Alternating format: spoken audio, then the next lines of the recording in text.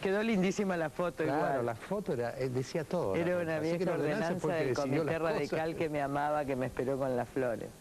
Ahora, Elisa, hay dos temas para usted, naturalmente. Uno, digamos, por lo positivo, la convergencia, que evidentemente ya ha avanzado mucho, ¿no es cierto? La convergencia, coalición cívica, Unión Cívica Radical, juez, todo eso.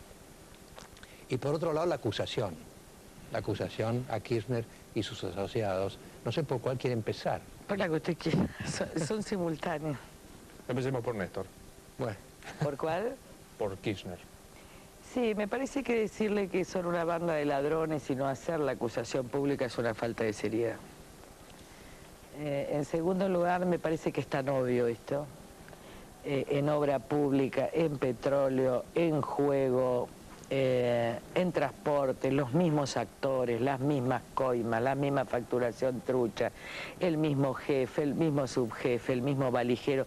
Miren lo de Venezuela, porque estamos encontrando ya el punto de cuál es el origen del dinero de todas las valijas que trae Uberti mensualmente de Venezuela. En Venezuela hay dos negocios. Uno determinó la salida de un embajador, pero ¿cómo era? Estaba el fondo, a ver. Fueloy se llama, ¿no? Ellos vendían a nosotros Fueloy y esa plata iba a un fideicomiso que era para pagar alimentos que se exportaban de la Argentina. Entonces, uno de los, el embajador de carrera en Venezuela empieza a ver que salen fondos de ese fideicomiso y vuelven y avisan, pensando que eran los venezolanos los que estaban haciendo negocios y eran los argentinos. Ahí lo sacan al embajador, no es que investigan. Y ahí es cuando va Nilda Garre. Este es uno de los negocios, el juego financiero con los fideicomisos. El otro es que entonces las empresas agroalimentarias que exportaban tenían alguien que les acordaba acá en Cancillería, nosotros vamos a dar el nombre en la ampliación de la ratificación, cuando estaba la exportación le decían, lo va a visitar Uberti. Es 10% acá, 15% en Venezuela, es decir que de cada exportación un 25%, y eso es en realidad las valijas periódicas de los negocios irregulares entre Chávez y Kirchner. Tenemos ya algunos testimonios y ojalá todos los gerentes de exportación que pido la citación digan la verdad. De todas maneras van a ser citados como testigo bajo juramento de decir verdad, porque yo creo que voy a dirigirme a los empresarios de la Argentina. Ellos fueron extorsionados, pero tienen que contribuir a la verdad. Nosotros vamos a dar garantías después de que ellos no tengan una condena. Pero tenemos que poder contribuir entre todos a la verdad y sacar esta asociación ilícita tan clara. Yo nunca tuve tanta paz, es como mi problema de conciencia era no hacerlo. Yo tenía siempre miedo de hacerlo, aunque tuviera todas las pruebas, porque decía le van a garantizar impunidad. Pero como ahora es mayor el temor que yo tenga que se quieran ir del país y no tengan causa abierta, que tengan causa abierta cuando se quieran ir del país. Y como sé que están aterrados y que el círculo se les está cerrando y que Lázaro Báez ya no sabe qué hacer con la AFIP porque hay 500 millones de dólares de facturas truchas y los funcionarios de la AFIP no pueden esconder esto, y está aterrado Cristóbal López, están aterrados, y no voy a polemizar yo la verdad con Kirchner porque es como polemizar con el gordo Valor, así que yo no lo voy a hacer. ¿Por más que te diga fracasada? Ah, a mí me encanta si Cristo fracasó. Bueno, fracasada, diría yo, en el corto plazo, porque esto viene de claro, por eso dirección. Siempre hay resurrección, el fracaso de la cruz y después viene la luz, así que no hay problema, al contrario, es un agravio que me gusta. Es un agravio que me gusta, además me encuentra espléndida, porque lo importante es estar espléndida, aunque uno esté fracasado, sexagenario, todo uno tiene que ser espléndido y me encuentra espléndida. Así. Cuando vos decís que se van del... Igual me gusta más el agravio de que no tengo todos los patitos, ese de los Fernández era divino, pero lo dejaron de decir, no sé por qué. Cuando vos decís se van del país, ¿es metáfora? No, es una posibilidad cierta. En toda la historia del mundo, los que robaron todo a los países, en algún momento huyen. Usted está como cortándoles la retirada, en una palabra. No, lo que quiero es que haya una orden de detención y que si no Interpol actúe, no vaya a ser que todos vivan en Venezuela en la playa. Es así, es simple, de duro, de sencillo. ¿Es ahora o es antes? Pero es ahora. Bueno, por eso yo decía en el editorial de entrada, acá, bueno, usted tiene otra idea. que el 2009 es el decisivo, decía yo. Yo creo que acá hay dos cuestiones. En primer lugar, lo importante ahora es la otra cuestión. Nosotros nos reunimos con Luis Juez, que a quien yo agradezco públicamente, y quiero decirle a toda la nación que fue la persona más importante que inicia esto, porque a veces otros partidos son más difíciles hasta que logran acuerdos, etcétera. En cambio nos reunimos con Luis, que ya veíamos creando una relación de confianza mutua de bastante tiempo, o sea que no era una reunión, pero decidimos los dos que teníamos que dar los pasos generosos para unir a la oposición, para unir a los que pensamos común, que había que ofrecerle a la nación otro marco y que nosotros teníamos la libertad suficiente por ser liderazgos con estructuras flexibles para iniciar esto. Y que esa conversación no tenía que ser nosotros los convocamos, sino ir nosotros a donde ellos nos pidan. También fue muy generoso Luis Juez en el sentido, yo voy a hablar con Wiener, pero muy generoso en el sentido de decir, bueno, andá vos primero a hablar con la Unión Cívica Radical, de modo tal que ustedes saben que en Córdoba los acuerdos son más difíciles, así que quiero reconocer esto y también reconocer la actitud de Gerardo Morales, que inmediatamente, bueno, todos los que nos recibieron ahí, ustedes saben que somos amigos de toda la vida. Bueno, la verdad es que Mario Negri, Ricardo Esclavera, era un reencuentro, yo me reía porque ahí se hacían las reuniones del gabinete en la sombra de Terraño, que yo me divertía muchísimo con ese gabinete. Así que, pero también estamos al mismo tiempo con Gerardo Contegrán preparando un desayuno con gente intermedia del propio peronismo, mucha ya ligada a la coalición cívica, porque me parece que acá hay una clave para el futuro de la nación. Hay algunos que tienen la idea de que la historia tiene que seguir como a partir del 45, peronismo no peronismo, y este es el mayor error. El más fecundo acierto es que pueda haber un salto de esa cultura de la antinomia, de la cultura de la ley divorciada de la cultura de la acción, y que haya una reconciliación, una integración de un sujeto histórico que englobe bajo los principios de la ética de Alem, de la república de los liberales y de los radicales y de la justicia social y del peronismo y del desarrollo económico frondicista, un sujeto histórico que se amplíe y que pueda expresar una vocación histórica para adelante de reconciliación y no de antinomia. Si volvemos al pasado, me parece que esto no producimos un salto histórico, ¿no? Es muy interesante lo que sucedió en Estados Unidos. Cuando yo hice la recorrida de mitad de camino, yo hice la recorrida, pero era la elección de mitad de camino, me di cuenta cómo era la coalición demócrata. Era muy interesante porque eran mujeres, negros, hispanos, clases altas, blancas. Digo, Obama expresa eso. ¿Qué hizo Estados Unidos frente a una gran crisis? Saltó.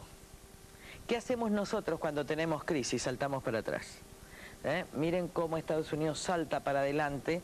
Y entonces es muy importante que la Argentina vea en este momento que hay un salto para adelante, que hay futuro, pero que hay futuro cierto, republicano, consistente, serio, y que tenemos que entender esto como un aprendizaje para no volver al lodo del pasado o a alguna de las formas del cinismo del pasado, ¿no? En ese inventario que estamos haciendo, Lilita, hay dos nombres que me gustaría incluir. Primero Alfonsín, que evidentemente amplió la primera impresión que hubo, era que Alfonsín estaba como medio dudoso, ¿no? Y otro Wiener, porque Wiener votó con Kirchner en el Congreso. Dos respuestas difíciles. La primera, yo sabía que todo iba a salir bien y hoy estaba todo bien. Él también tenía que hacer algunos equilibrios internos, ¿no? Así que yo de eso no tenía dudas, por eso callé, dije, a mí me toca ser generosa, no. Yo sabía que esto terminaba bien. Él es un gallego, así que primero se enoja y después se amiga. Y en segundo lugar, respecto de Wiener, lo tiene que responder él. Ahora, el viernes Giustiniani dijo muy concretamente, no se está maduro para un acuerdo electoral. Es raro que diga Giustiniani eso, porque estuvo maduro para el acuerdo conmigo, para la presidencia de la República, pero de todas maneras, yo lo quiero mucho y vamos a seguir hablando, lo que sí es una contradicción, ¿no? Ahora, lo de Wiener, Se ¿no? estaba maduro el año pasado para tener diputados socialistas, no se está maduro ahora. A mí me impresionó una cosa de Wiener, ¿no? Pero nosotros vamos al diálogo, digo, el que no esté maduro esperamos. Claro. Si acá lo más importante es que todos los que no estén maduros nosotros podemos esperar. Lo importante es que haya un núcleo, y cada vez más un núcleo mayor de carácter concéntrico que le ofrezca este futuro. Y los que tardan en madurar vendrán después, pero van a madurar, no se preocupen que maduran, y si no la necesidad electoral hace madurar a todo el mundo el año pasado y el año que viene, así que no hay problema. Ahora, a mí lo de Wiener le digo, lo que a mí me impresionó de Wiener es que tuvieron las cuentas fiscales de Santa Fe mal, como para hacer posible que lo apretaran como lo apretaron, ¿no?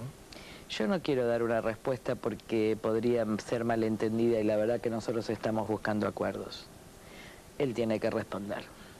¿Qué se dice a la gente que dice la alianza otra vez? No, al contrario, al contrario. En primer lugar, el pueblo me pedía en la calle a gritos, y ustedes también, que una la oposición. Resulta que se une la oposición y ahora dicen por qué se unen. La verdad que hay un rasgo un poco histérico, ¿no? Al contrario, la gran diferencia, yo viví la alianza, la verdad que se encontraron y se conocieron en un programa de televisión.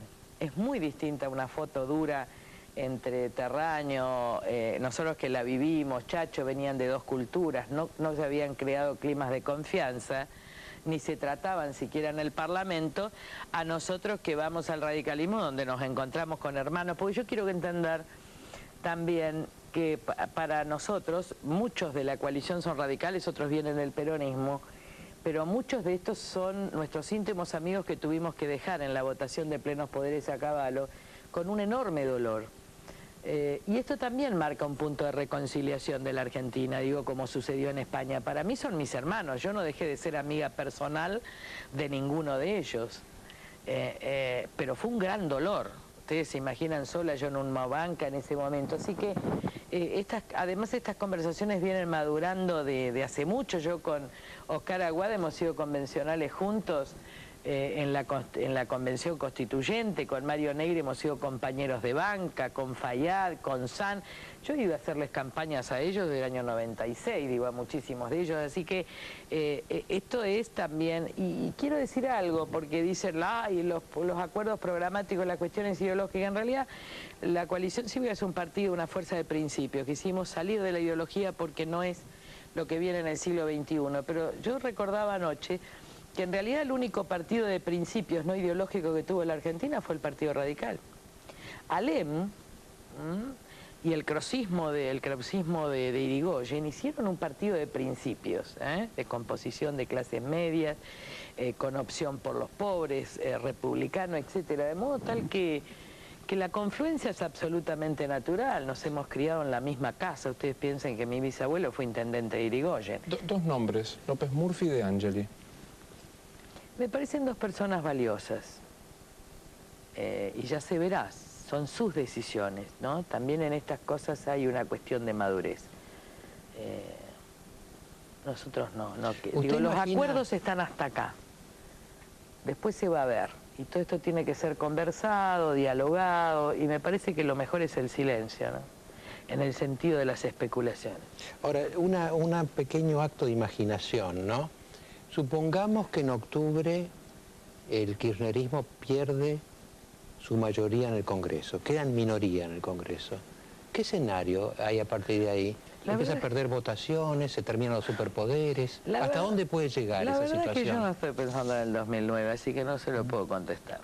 La cuestión económica me devora, la cuestión económica y social me devora, en el sentido de que a partir de estos acuerdos que son necesarios, porque si no la gente está en crisis económica y social y no tiene nada, entonces tiene que mostrársele el futuro, pero ahora hay que ocuparse de la cuestión económica y social, que es gravísima en el interior.